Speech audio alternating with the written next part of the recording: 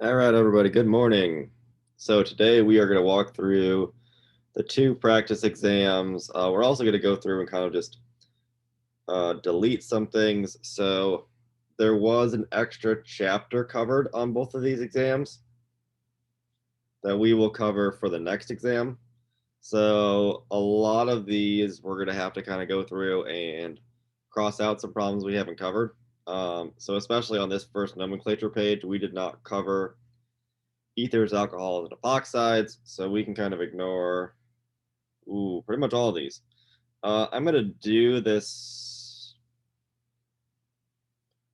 one here as a chlorine, same with this one down here, just so we can do some examples. We didn't cover this one or this one in terms of how to do them, so let's start with this top one.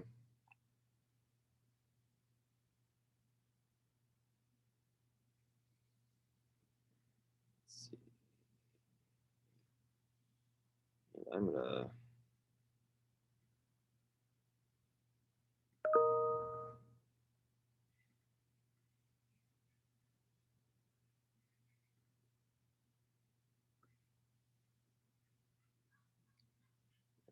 fall.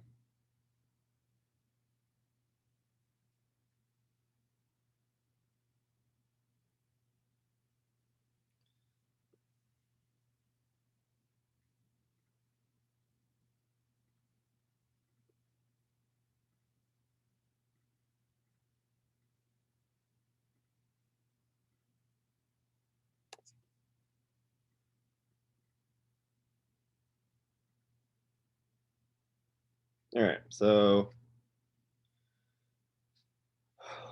when you're dealing with rings, something we didn't really talk too much about. I'm actually going to zoom in on this guy, so let's clear everything. We're going to turn this into a chlorine, so it's something that we are more familiar with here. You're always going to start with substituents and try to make the lowest number you can. Realistically, in a ring, you could have 1, 2, 3, 4, 5, 6, or 1, 2, like in terms of numbering. There's a ton of options.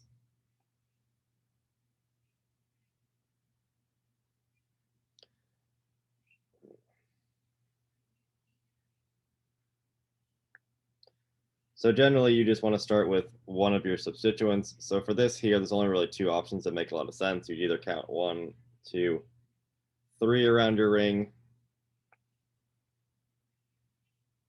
or you'd count 1, 2, 3 to try to make the lowest number you can.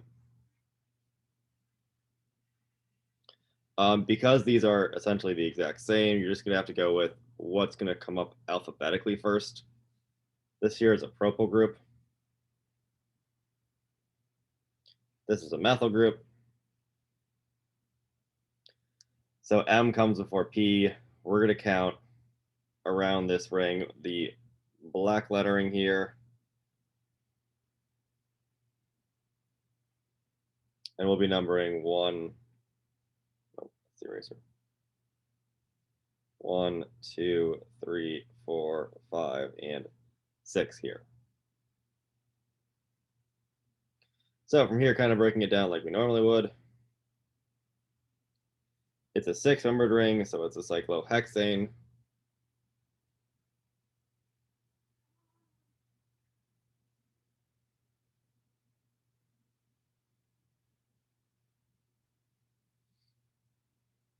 We've got a methyl on 1,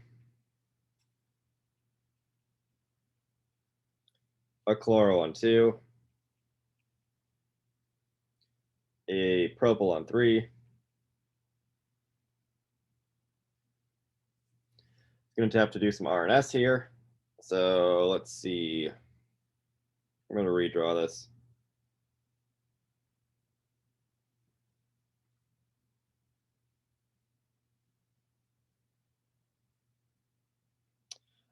For this one, you don't have any priority order for the ring. If there was like an alkene or an alkyne, something like that, that would give you a priority. But because we're just dealing with carbons and halogens, they don't have a priority difference between them.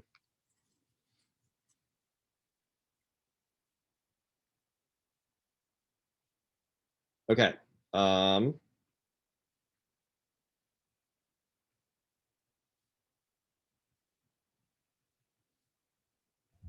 Why didn't you give the chlorine one, since if we go alphabetically?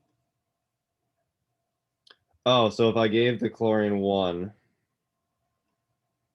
so you're going to favor having the lowest number first?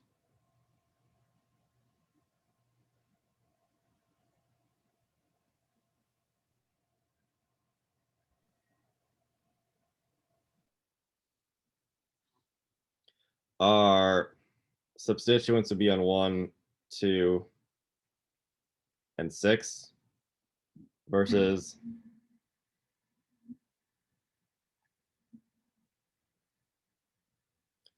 if we give the methyl 1, it would be 1, 2, and 3 here. So you're still going with the lowest number of substituents. The only reason we went to alphabetical is because this will give you 1, 2, and 3. But if you went the other direction, 1, 2, 3, that's also going to give you the same number. So then we go to alphabetical. You start with trying to make just the lowest number of substituents first. Does that make sense? Yes, thank you so much. You're welcome.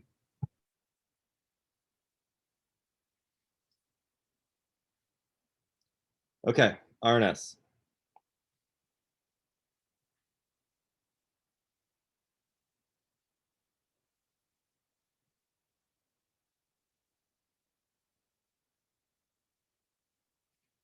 Yeah, so if you reverse it, the only difference is that you would have 1 propyl and 3 methyl. And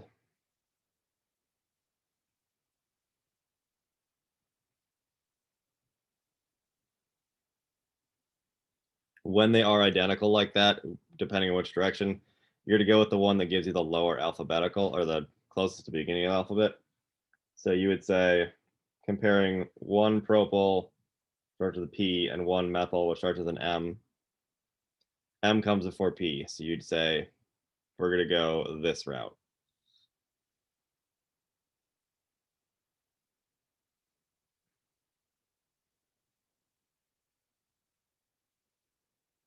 Okay. Let me try to erase some of this stuff.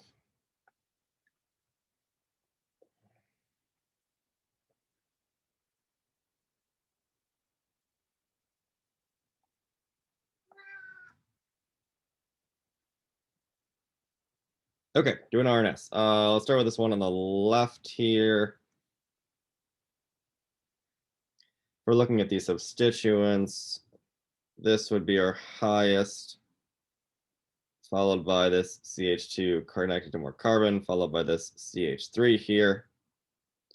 Our H,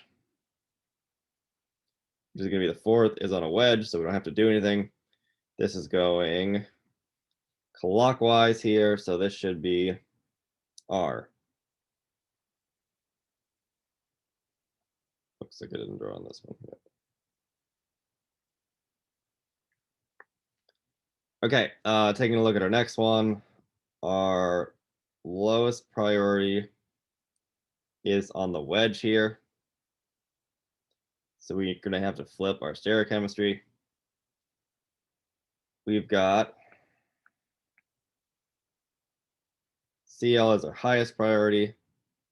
Looking at the left and the right position, this right one has more coming off of it. So we are again going clockwise, but we had to flip it, so this will be S. Same thing with this last one. Our H is again on a wedge here.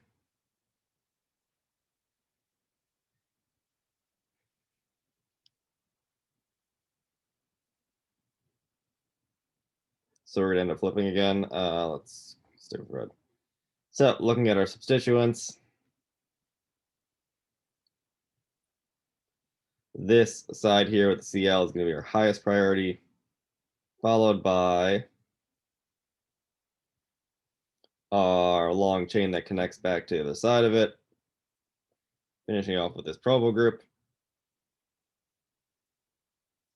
That is clockwise. No, counterclockwise. Should be S, but it's going to be R. All right, so we can use that to name this entire molecule here. So in parentheses, we should have a 1R, 2S,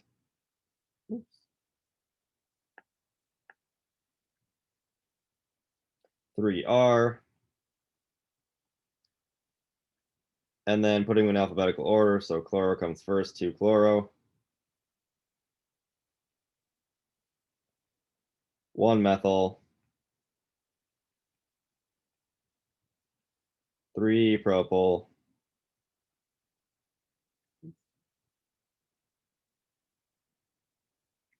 cyclohexane.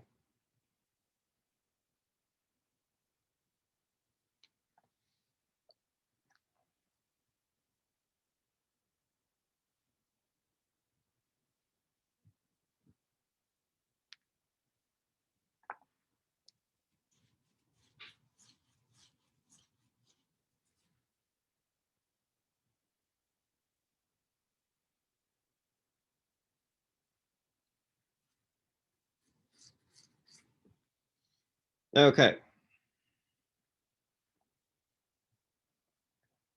Clear this and I'm going to shift down.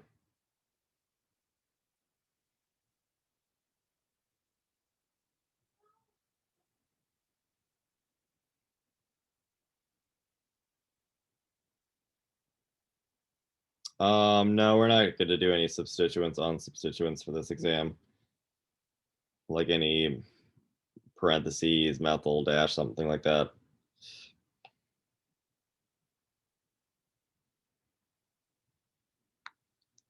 All right, so just to do another example, and these were particularly hard this semester, I would say. Being a summer semester, these are going to be a little easier. Let's make this into another chlorine. Okay.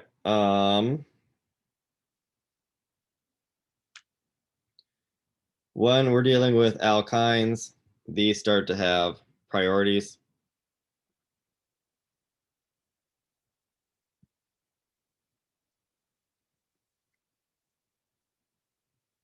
So let's see.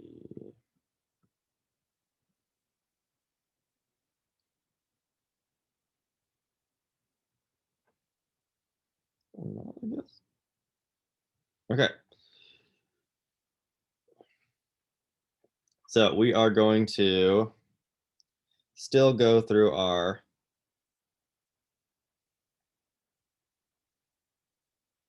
well, I guess the longest chain has to go through your alkene here, but it's not going to particularly matter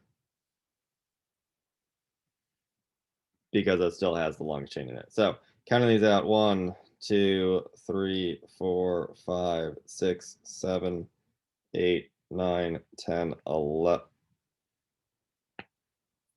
12 here. Our other option is 1, 2, 3, 4, 5, 6, 7, 8, 9, 10, 11, 12. Let's take a look at our substituents. So in red, we have a substituent on 3.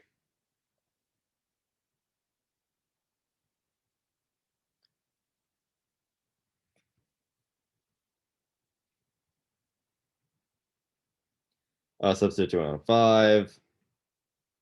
A alkene on 8. And a substituent on 11. 8 plus 8 is 16, plus 11, 27.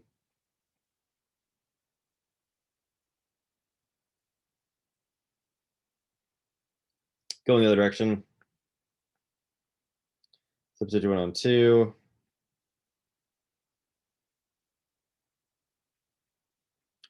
4, 8, and 10.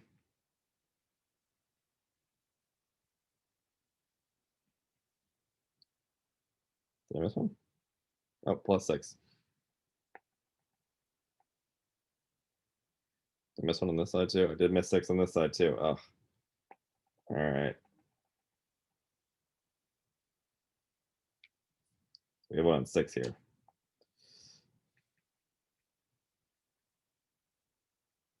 We have to do math again. Okay. So that was 18 plus 17, which is 35.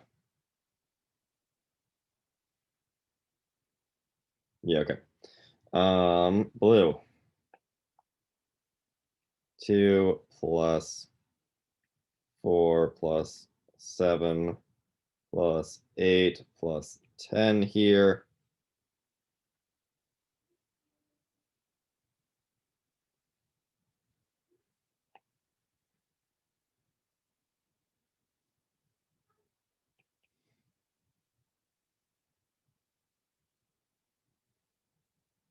All right, I got 31, 6, 13.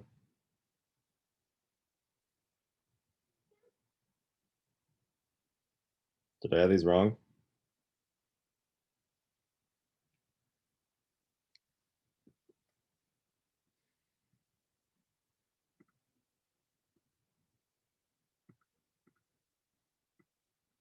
Yeah, I do feel like you should go through the one that is.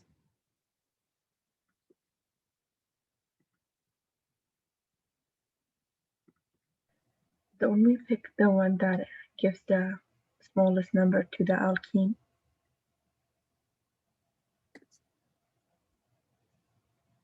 Let me double check. That does sound right. I'm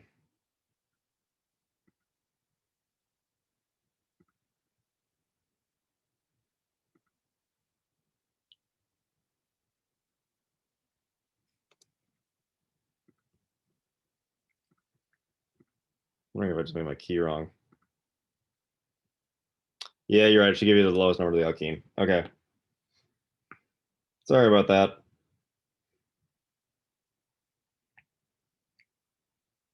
We're going lowest number of the alkene, so. We give it to the alkene and alkyl too as well, right? Yep, and then when you have an alkene and an alkyne, the alkyne trumps the alkene. The alkyne trumps the alkyl? Yep. Okay, sorry about wasting time on that. Yeah, so in terms of our hierarchy, alkene is going to be, or oh, sorry, alkyne would be our highest priority. Alkene under that, and then carbon slash halogens are currently number 3. So we should go through the alkene first.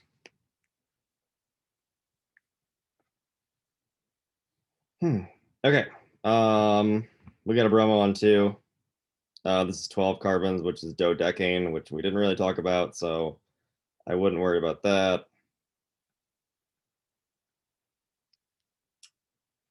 2 bromo.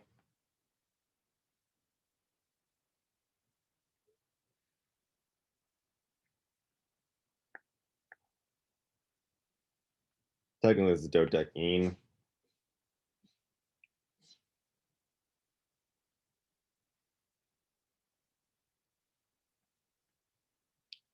Seven propyl. 8 chloro. 10 chloro.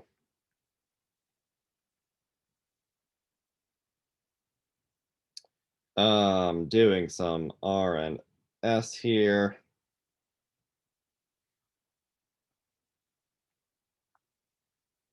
We got a wedged BR or wedged H here, so we're gonna flip it over. BR would be 1, this side would be 2, this side would be 3. Should be counterclockwise, so it should be S, but it's R because we had to flip.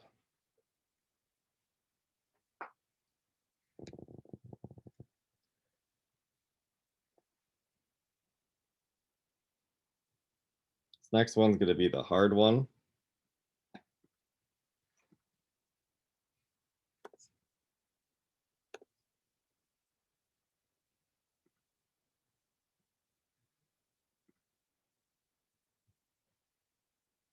So we've got our fourth position is on a dash, so we don't have to worry about that. Chlorine's be our highest priority. And then looking at our next position here, this is carbon bonded to 2 carbons versus carbon bonded to 1 carbon. So this is going to be the higher priority.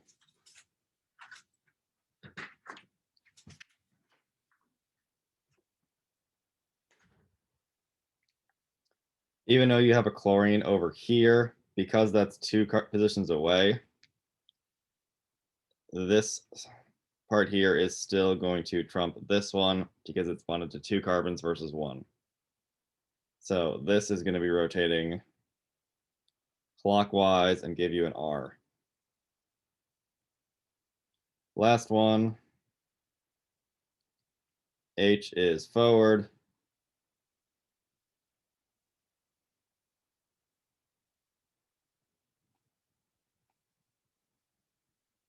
So we're going to have to flip it. We've got chlorine is our highest.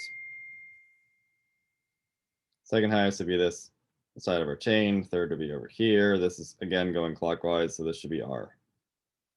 Putting it all together, which is going to be quite large, we've got 2. Are these all R? Okay. Oh, sorry. Yes, you flip it to be S. That makes more sense. Would it be E and Z as well? Yep. And then this is trans, which is E. So we've got a lot to label on this one. This would be a 2R, 4E.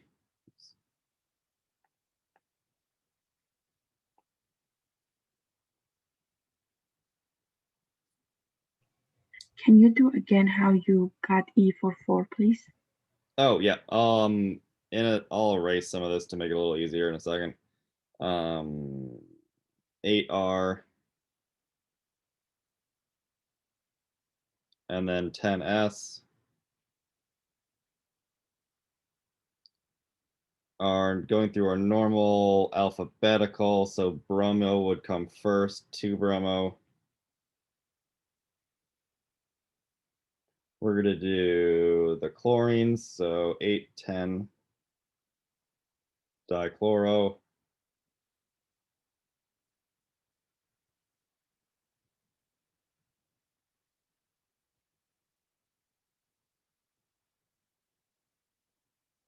Um, 7 propyl.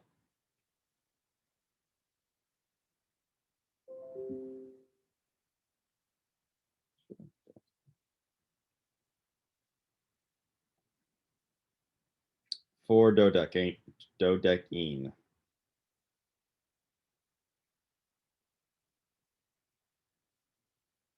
With an E and E because we have a double bond. Okay, so there were a couple questions from this. Does everything in the parentheses go in alphabetical order? Or not, no, alphabetical numerical order, and that is a yes. So you're just going to order them from smallest to biggest. So it would be 2, 4, 8, 10 on this one. And then let's talk about how we did E versus Z as a review. I'm going to get rid of a lot of this to make it a little easier to see.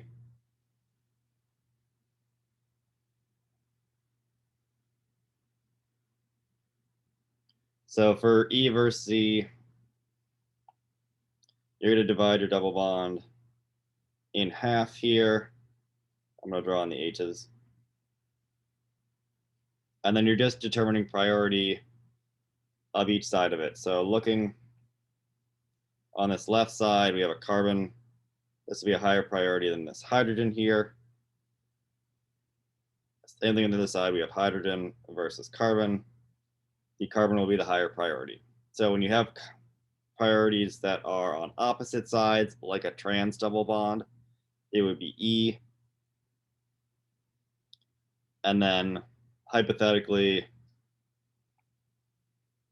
if instead we had a higher priority here, these two would be on the same side, like a cis bond, and this would be considered Z. But that's not what we have in this case. We have an E1 in this case.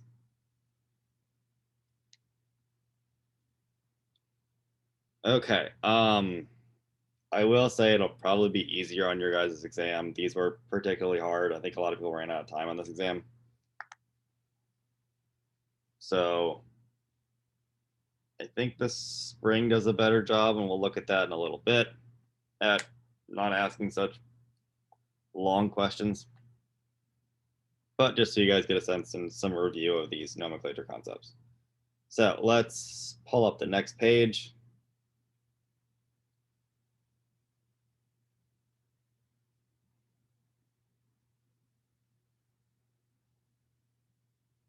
Which is NMR here.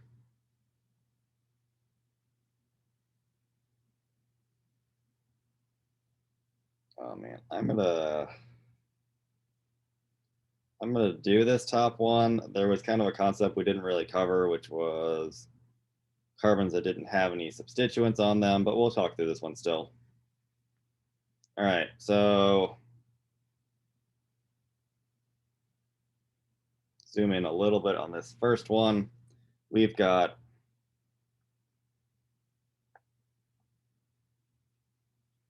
a small little blip here. This is going to correspond to an OH.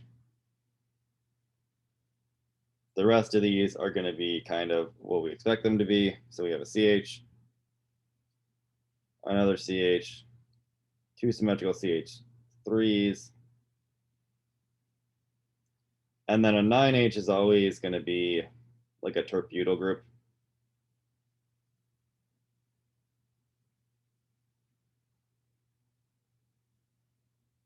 And because of that,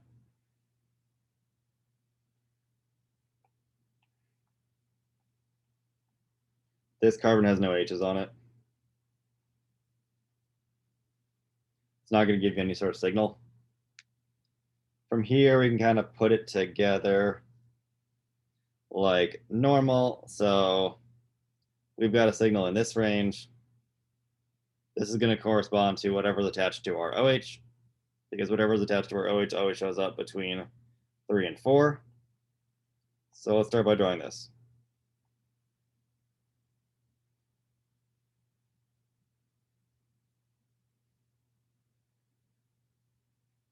We said the OH was on it. It has 2 peaks, should have 1 neighbor. This one, it's written out as having 8. This one here, 2 peaks, 1 neighbor, 1 peak, 0 neighbors. So we're supposed to have 1 neighbor on it.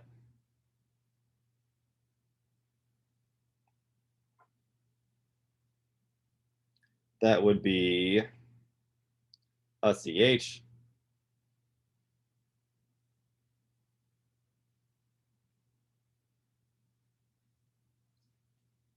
We're supposed to have, so that would be the only neighbor we're supposed to have, which means we need something without any hydrogens attached to it on the other side. So just a blank carbon. We have this 9H, which should be bonded to 0 neighbors, so it makes sense that this is all kind of part of that.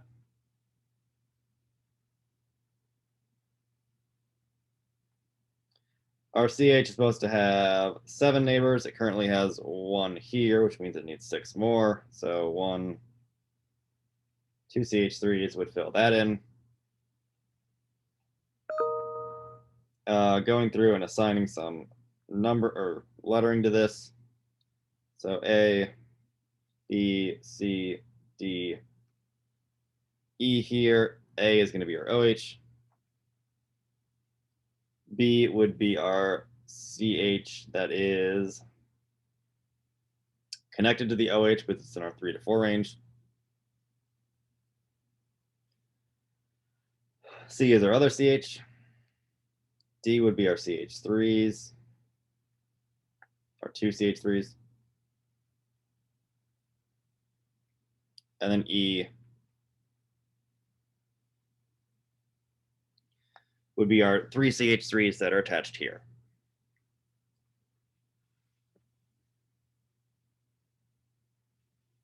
So we didn't really talk about terpebutyls, so I wouldn't expect to see that on there.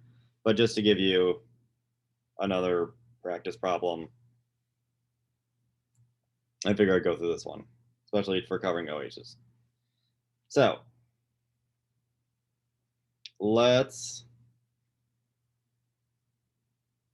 I'm just going to erase and slide down, because if I don't, I'm just going to move everything. So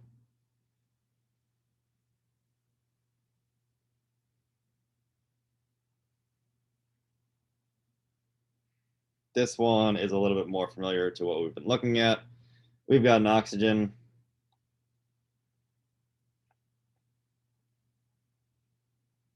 We've got two peaks in this 3 to 4 range. We don't have any sort of OH peak like we did in the last one. That means that we're going to end up with an ether.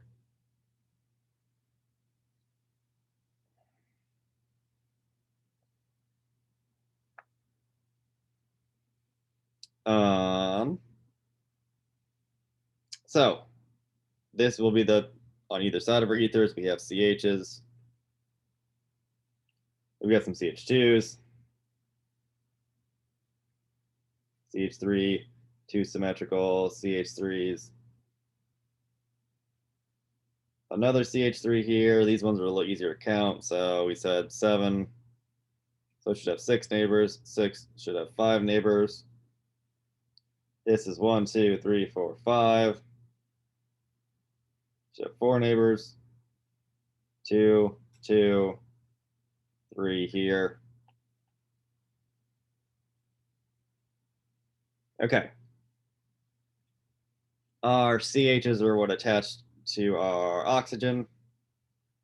So we can draw one on either side.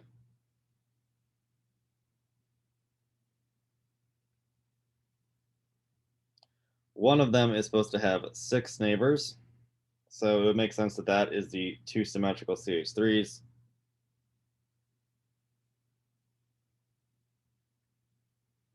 And that kind of closes out that side of it. The other one's supposed to have 5 neighbors. So that would be a combination of 2 and 3. So let's put a CH3 on one side and a CH2 on the other. Our CH2 is supposed to have 4 neighbors. Currently it has 1, giving us this structure here. So going through and assigning them, A, B, C, D, E, and F here. A would be our CH that has 6 neighbors. So taking a look at the two, this one here is next to a CH3 and a CH3. This one is next to a CH3 and a CH2. So this one on the left here should have 6 neighbors. This one has 5.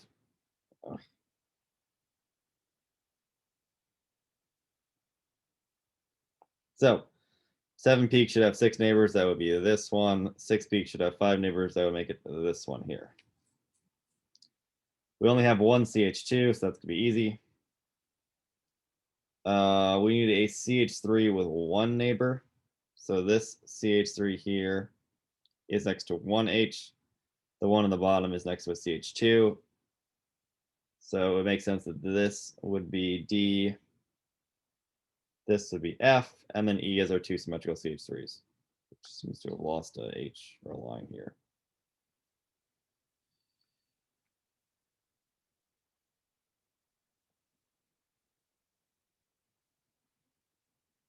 Okay, any questions on these NMRs?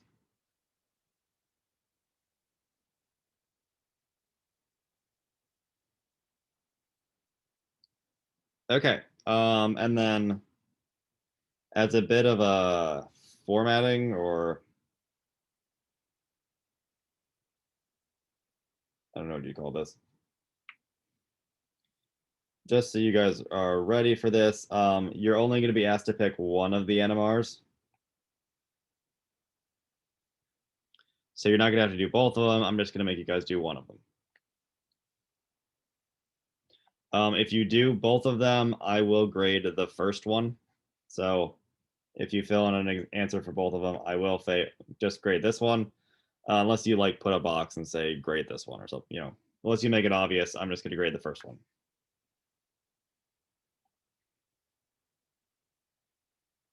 Let's look at the next page.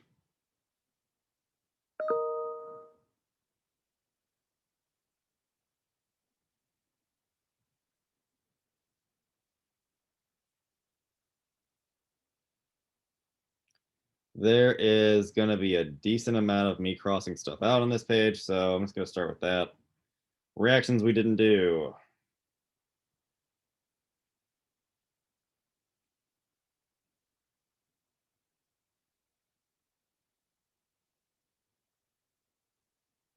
We only did the first part of this one.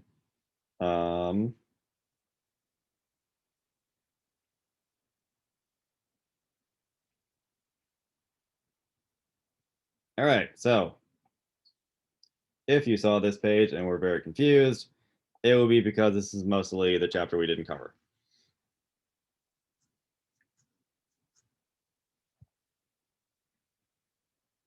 I think the other exam is a little bit more distributed, but let's go through these kind of quickly. So these ones should be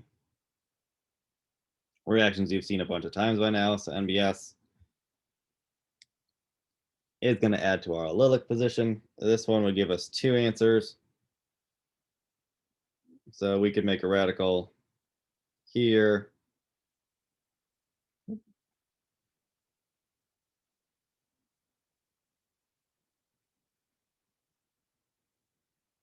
End up brominating, or this could have resonance.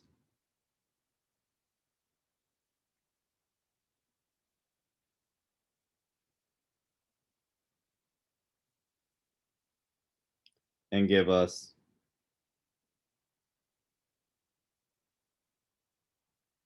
a bromine here. Br2 will go to our more substituted position.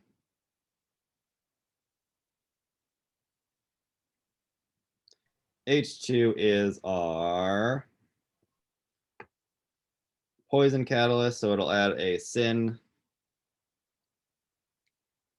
hydrogens.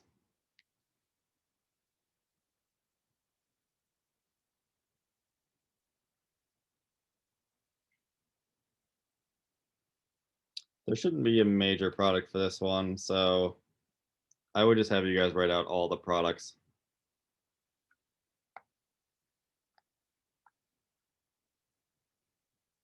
Not sure why there's only one answer on the answer key for that one.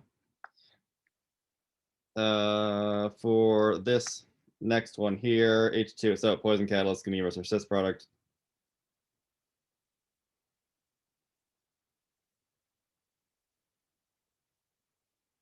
Let's see. Adding alcohol, anti-Markovnikov. And then same thing, adding Br, anti-Markovnikov. So I would expect to see a lot more alkyne questions on here for you guys, as well as some radical questions on this page. For an NBS problem, I'm going to tell you guys how many answers you should get for this one. I'll probably do something that's a little bit more, so it'll be a lot more obvious for this one.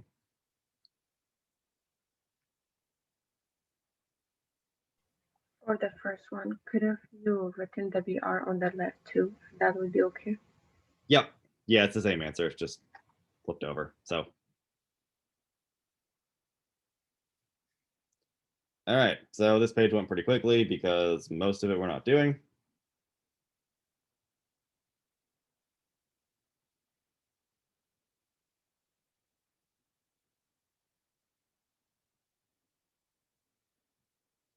Same thing with this one. A lot of this was not covered. So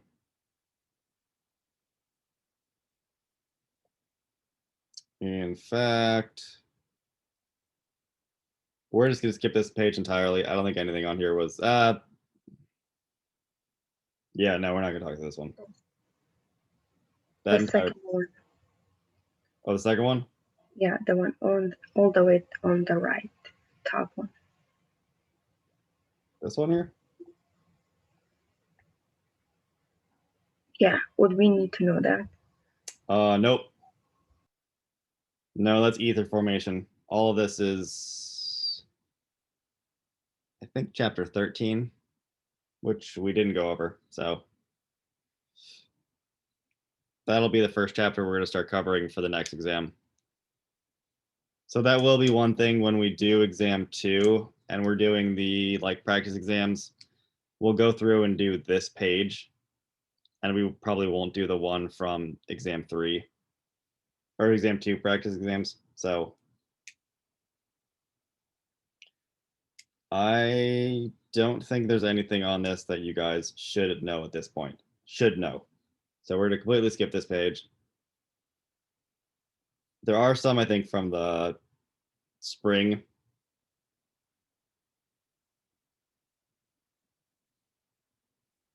All right. So you guys don't know how to do the top synthesis, but you should be able to do the bottom one. So let's walk through that. In fact, we may have done this one in class. We need to elongate our chain, taking a look at it.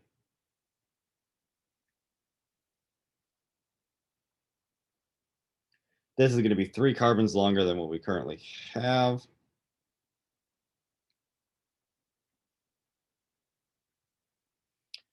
We only know one way to make carbon-carbon bonds, and that is through N-alkyne. We're probably going to have it terminal, so we're looking to probably make something that looks like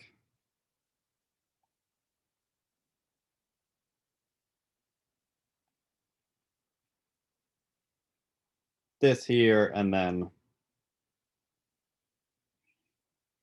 adding a number of carbons and reducing it to a trans bond. So let's start with making our alkyne, and we can get from there. So chlorination is going to be a mess and not worth our time. We don't have anything on here. We're going to have to do a radical reaction. So bromination is going to be the easiest thing to do.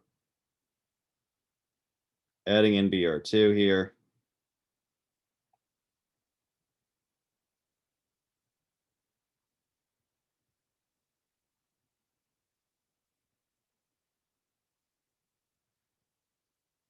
We can make a double bond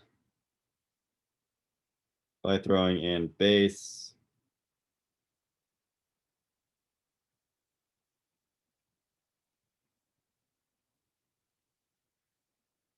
It's not where we want our triple bonds, so we're going to have to find a way to move it over. If we add in HBr and peroxide,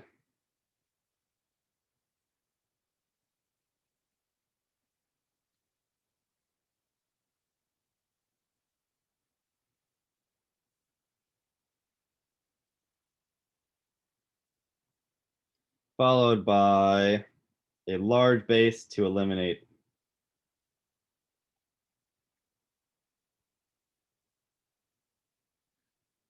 on our less substituted position, we can line ourselves up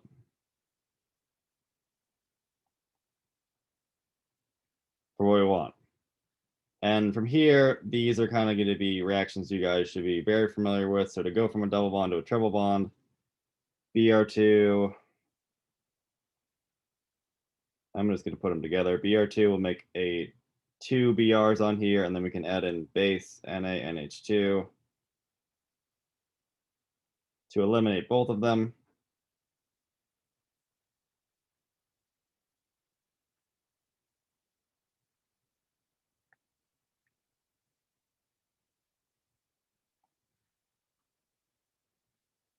To extend our chain 3 carbons, we want to add an NaNH2, followed by, let's say, propyl iodine.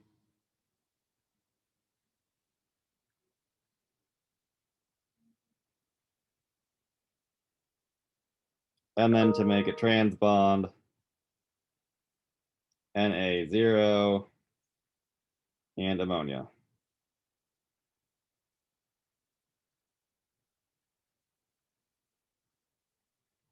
How many steps was this one?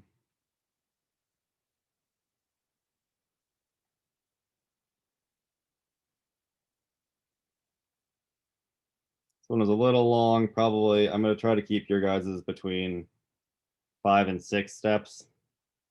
So a little longer than you're expecting, but it's probably good to go over some of these reactions because just things that you might see pop up in a different form. Okay, let's take a break. So let's take about an 8-minute break, come back here at 10:10. We'll go through the mechanism questions, and then from here, we'll do a little bit of the spring one, just kind of cover some pages we didn't really cover on this one, and then call for the day. So about 8 minutes, and then we will meet back again.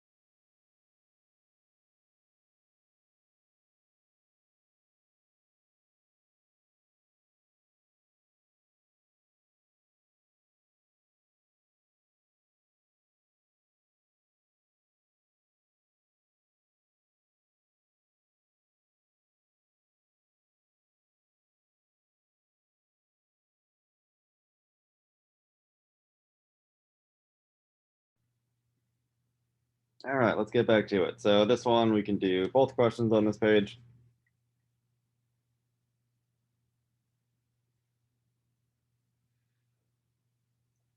These are both, well, I guess one's an alkene, one's an alkyne. So let's start with the alkyne one. We're going to have Na donate a, oops, there we go, an electron into our system. It's going to split this triple bond. Yeah.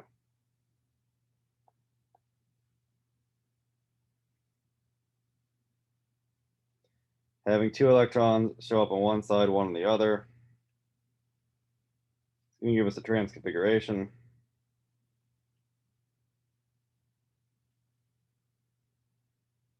We can pick up a proton from here.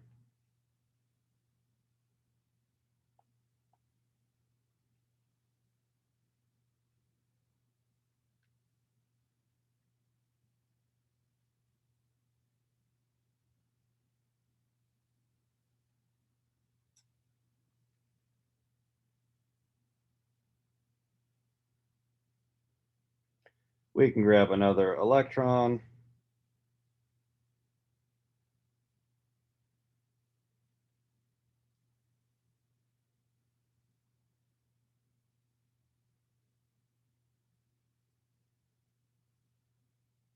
Pick up another proton.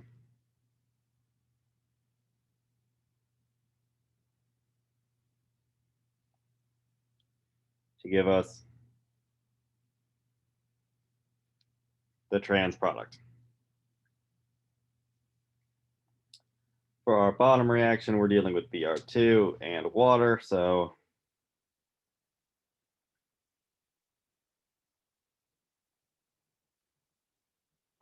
we're going to attack this bromine, create a short-lived intermediate.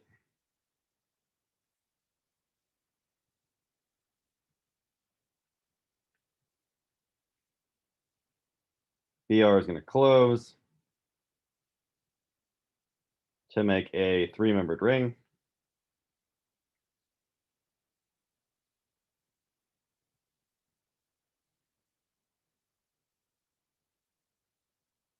I'm going to draw them as wedges, putting this methyl on a dash.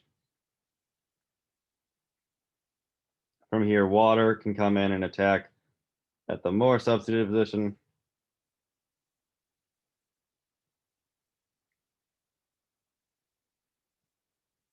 So we're going to retain our stereochemistry on the less substituted position. That's still going to remain a wedge. That's the wrong size ring.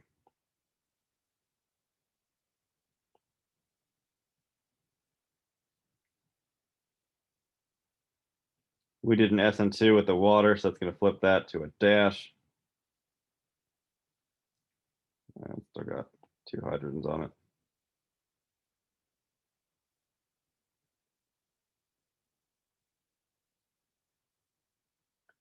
And then from here, we can have something like the other BR.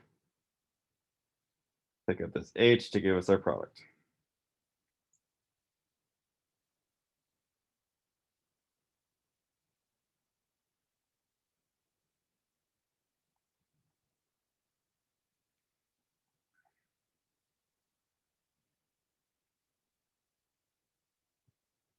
All right, so that is the fall exam. Let's take a look at the spring exam. I don't want to go through every problem like we did in this one, but let's kind of pick and choose a little bit so we can do a little bit more problem solving.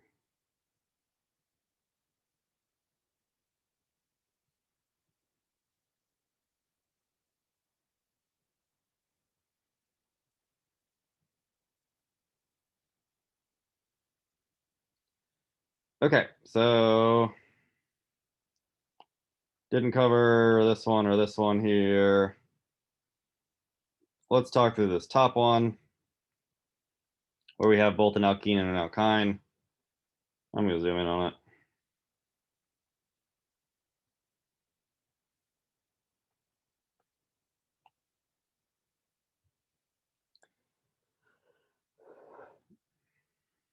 We're going to count through our alkyne first. even though that's kind of the obvious thing here, but still, this would be 1, 2, 3, 4, 5, 6 here. Doing some numbering. So we do have we have to decide E and Z for our alkyne. Let's just kind of take a look. So we have 6 carbons. We have both an alkene and an alkyne on it. I would write this as a hex 3-ene, 1-ine.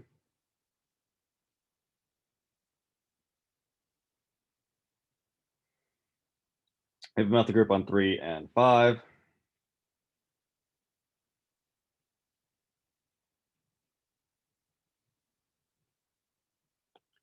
Let's take a look at our double bond here. We're going to cut it in half. I'm going to draw in that H. Taking a look at the top half of our molecule, this left side will be the higher priority because it's got all the carbons on it. The H would be the lower. Taking a look at the right side, we have carbon bonded to a triple bond versus carbon bonded to hydrogens. This would be a higher priority than this side. They are on opposite ends, which is going to be E. So putting this one all together, our double bond starts on 3, so 3E. Technically, you could just write E because it's the only stereochemical element, but I prefer to write them all always out. Just makes things easier. 2 methyls, 3,5-dimethyl.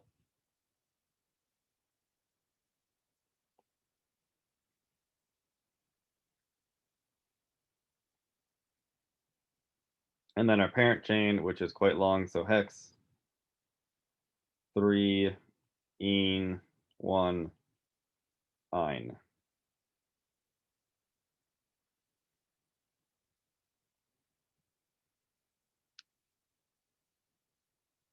Any questions on this one?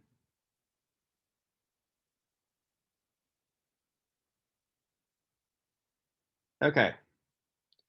The last one should be straightforward based on other things we've talked about today already. Let's go to the next page.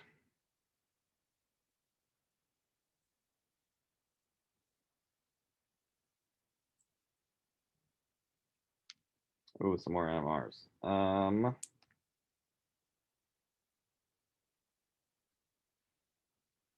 I'm going to do the top one.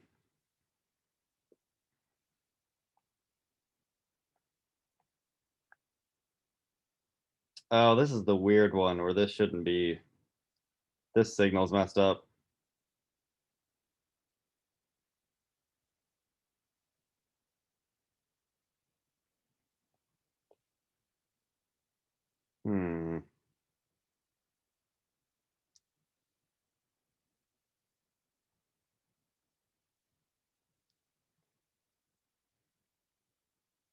I think on the actual exam, I told them how many peaks this should have been. For whatever reason, the program deleted a bunch of peaks on this.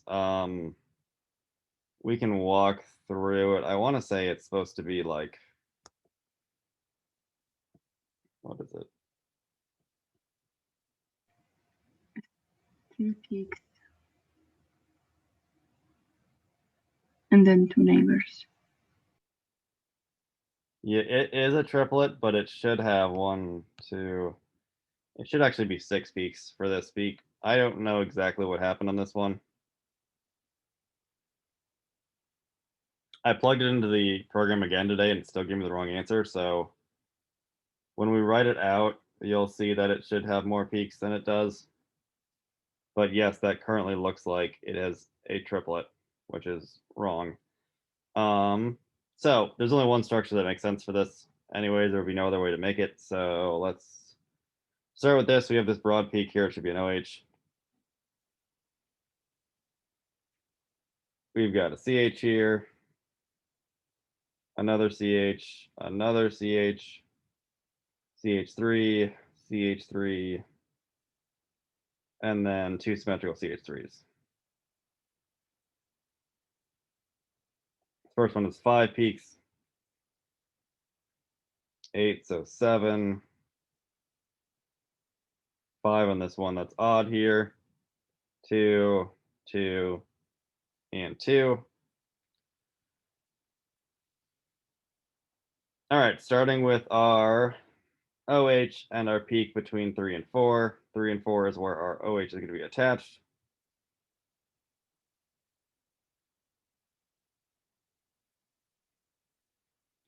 It is supposed to have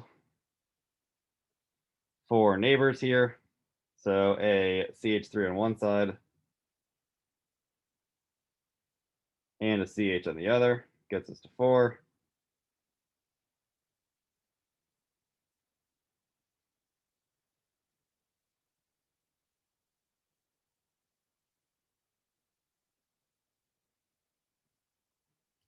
If we were to fill in the one with 7 neighbors here, we would be just out of luck and we wouldn't have anything else that we could add to this molecule. So we'd be completely filled in. We're going to have to use the one with 5 neighbors. So that would be, or is it 5 or 4?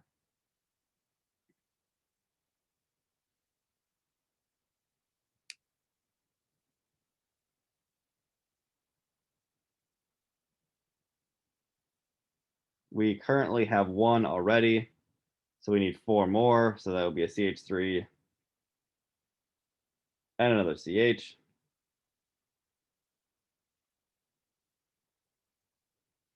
In order to have, so this last CH should have 7 neighbors. It currently has 1. It needs another CH3 on either side.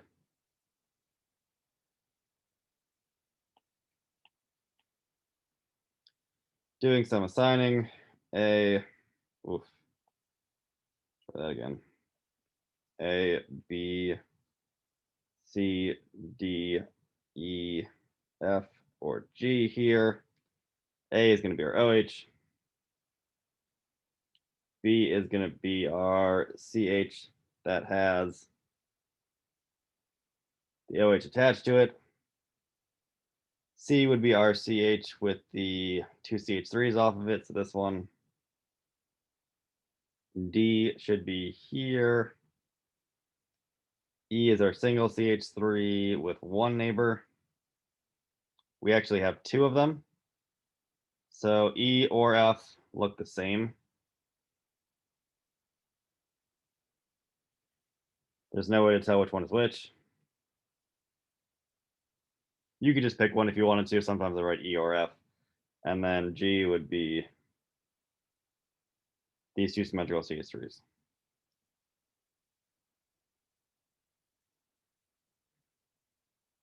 Yeah, for whatever reason, it showed D as a triplet here. But really, it has to have 1, 2, 3, 4, 5 neighbors. So it should have had 6 peaks. I don't know what happened with the program, but it's still doing it now. So there's some sort of error there in the software. But I will double check the ones you guys get tomorrow to make sure you don't have this issue. So let's take a look at the next page.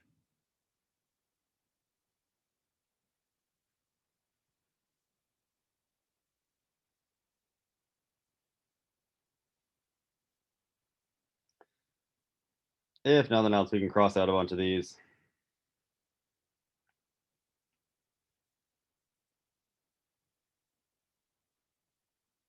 Nope. You already didn't cover that.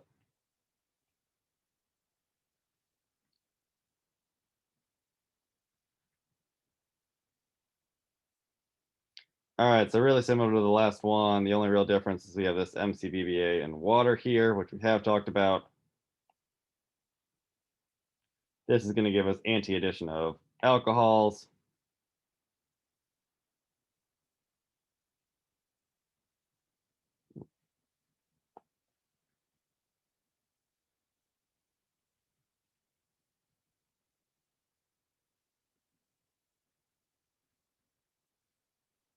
Which would lead us to this product here. So most of this we've talked about pretty recently, or I mean on the exam, the fall one.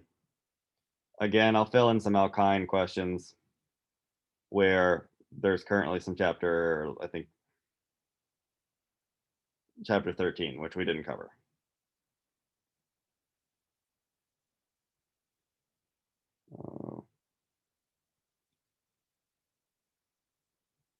Let's take a look at this page and see if there's anything we did talk about. Okay, so this is a little bit more relevant. We didn't do this one.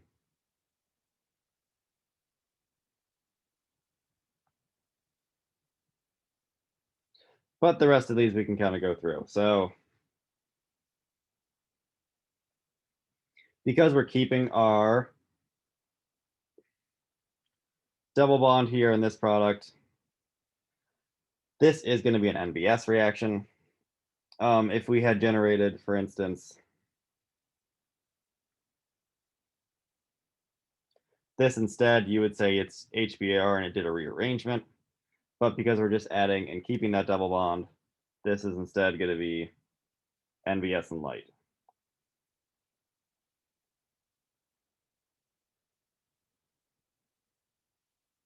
Our next one, we're starting with nothing, ending up with chlorinating. So this would be Cl2.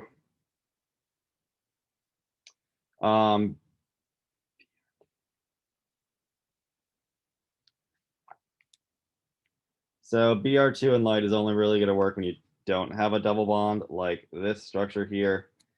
You have to use NBS if you have a double bond already. So for instance, this one down here where we have just no carbons on it, this is a tertiary position. The rest of them are secondary or quaternary or primary. So this is going to be an example where we're going to want to use Br2 and light. We've got an ozonolysis. So breaking this in half here will give us these two components. So this would be O3.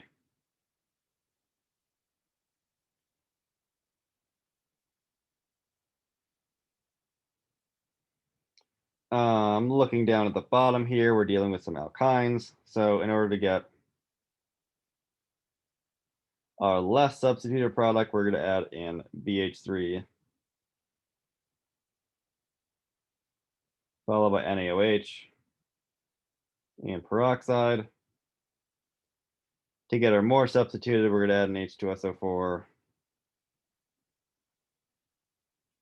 water, and mercury sulfate.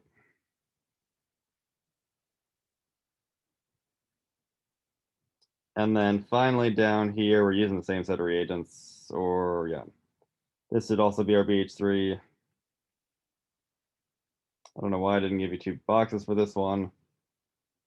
And this is a concept we didn't really talk about, although it is secondary, so it's still the same thing. NaOH and peroxide.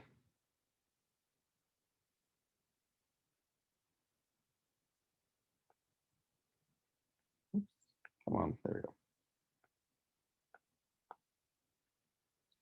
Would get us to our product here.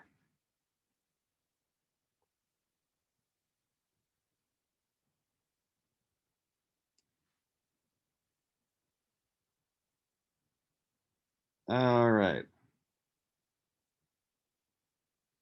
Let's take a peek at the synthesis page. I think one of them still works.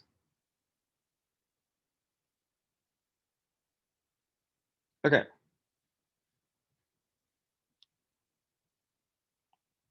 So you guys can't do this top one. For this bottom one, this was a bit tricky. So looking at our starting material and our products, we need an extra carbon here, which means we need to make an alkyne and extend it. Then we also need this substituent down here. So the easiest way to go through this would be to chlorinate first.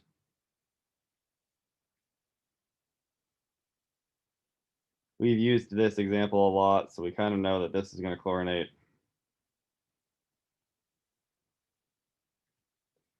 Here at the secondary position, we can eliminate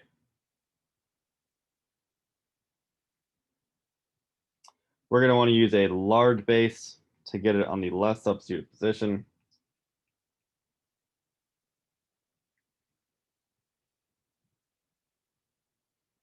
And then throwing in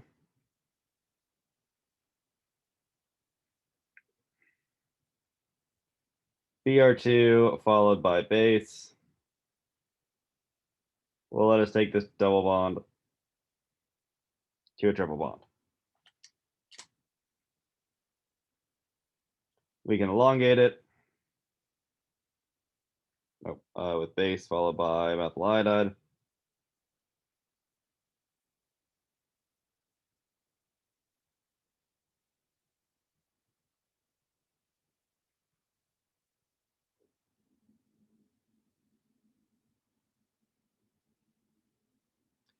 And that gives us our carbon skeleton. From here, we could try to move this triple bond. Honestly, the easier way to do it is to just kind of start over. So throwing in H2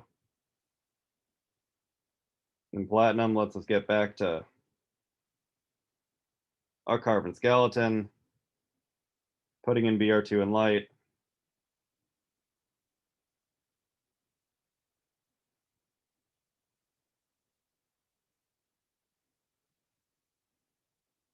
We could again use a large base.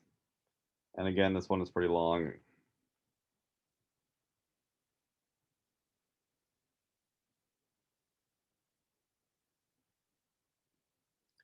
Followed by our BR2 and water. Gets us to this product here. So how many steps is this?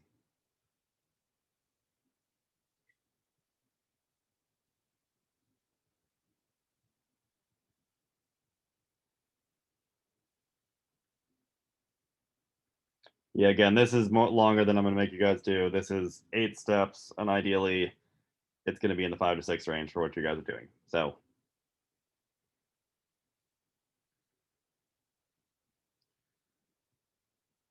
okay, let's take a look at that last mechanism page, and then we'll probably get done a little bit early today. I'll talk a little bit about, just general. Oops, not that. Nope. What happened?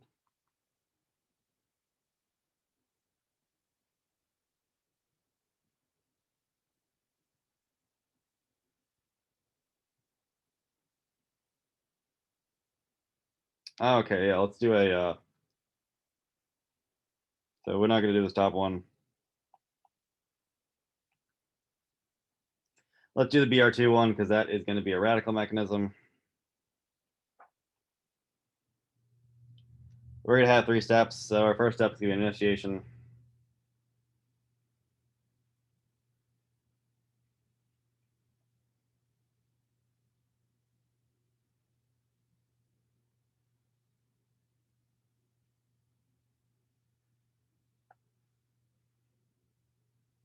We're going to hit this light.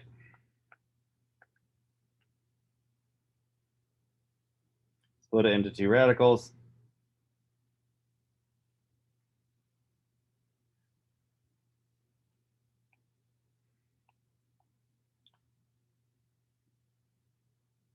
We have a propagation step. We're going to make our product. So we'll take BR radical plus our starting material. Oof. Try that again. It's going to abstract the most substituted hydrogen to give us a radical plus HBr. We'll have another step where our radical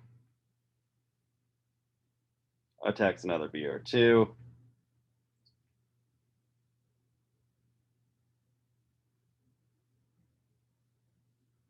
We'll make our product.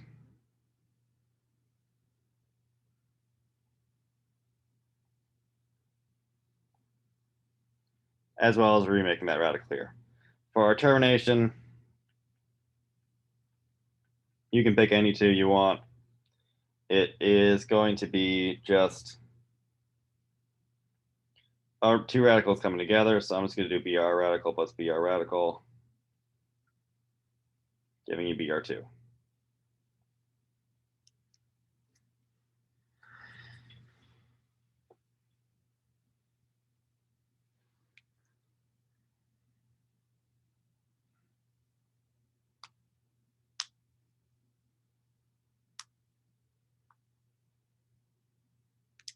All right, couple housekeeping notes. For the mechanisms, I'm going to have you guys do both of them. Unlike this one here, we only have to pick and draw one of them. For the synthesis and the NMRs, I'm going to have you guys still just pick and draw one of them. So for tomorrow's exam, you guys will show up at the normal exam time, sign into Zoom. I will send out, or I guess it'll be on Canvas, the exam will release. You guys will be able to download it, print it. You're taking the exam on paper. You'll have the full class time, which is about an hour and 40 minutes or something like that to go through it. After that, scan it with your phone or whatever scanning system you want and upload the exam.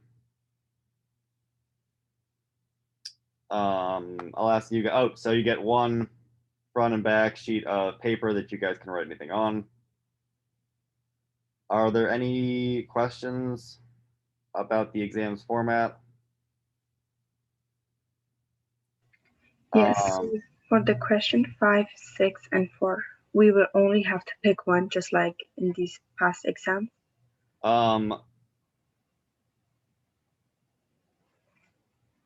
You'll have to pick one for the NMR and the synthesis. I'm going to have you guys do both mechanisms. Okay, thank you. You're welcome. The exam will start at 9:15. Yes, I would like you to submit it as a PDF. You can use an iPad or a different tablet if that's something that you guys have and you want to use that. I'll try to have it in a couple of different forms. I think iPads usually like Word documents as opposed to PDFs, but I'll give it a couple of different formats to make that a little easier. If you don't have a printer, send me an email and we'll figure out a different way to do it.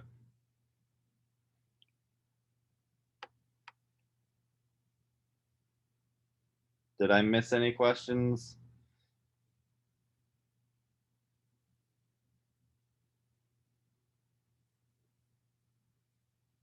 Okay, if not, I am done for the day. I'll see you guys in recitation. We'll do some more synthesis problems there. But yeah, I will see you guys, I don't know, either an hour or 2 hours. So happy. For today's quiz, what do we have to do? It was over radicals, so like the NBS questions and the CL2 questions. Okay. All right, see you guys in a bit. Excuse me, I have a quick questions about radical and NBS questions on the exam, because the questions give ask us just predict one major. So if we have radical and NBS, so that we need to have draw 4 or 5 on the product, right? Yes, and I will tell you exactly how many products you're going to have.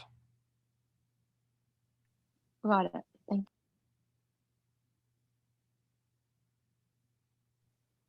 I was going to ask you too. I was one that didn't have a printer. So I'm just going to have you write it on paper, but like format it the same. So like write all of your question 1 on one paper, and then like, so you'll still submit it 6 pages. Just try to make it look as close as it can. You don't have to like, for instance, like this page, I don't want you to redraw everything. I just want you to like draw an arrow and your product. just so like it'll make it so much easier for the graders, because sometimes people just like draw in answers randomly and it's just an absolute mess. So as long as it like mimics the format, you can just look at your screen. And does that work for you? Yeah, and then the thing I was gonna ask was about the NMR questions. So I've been writing them like this. Is that okay, or do I need to draw out like the whole graph?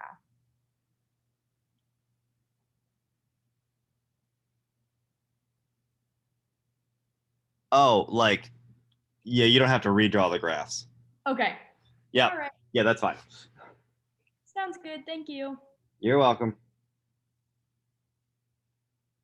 Yeah, Dr. Bell, I just have a questions about the name of the formula. So, do we need have any the list for the priority function group, priority order, the alkene, alkyne, or alkane? So again, do you need to have anything other than the alkene and the alkyne?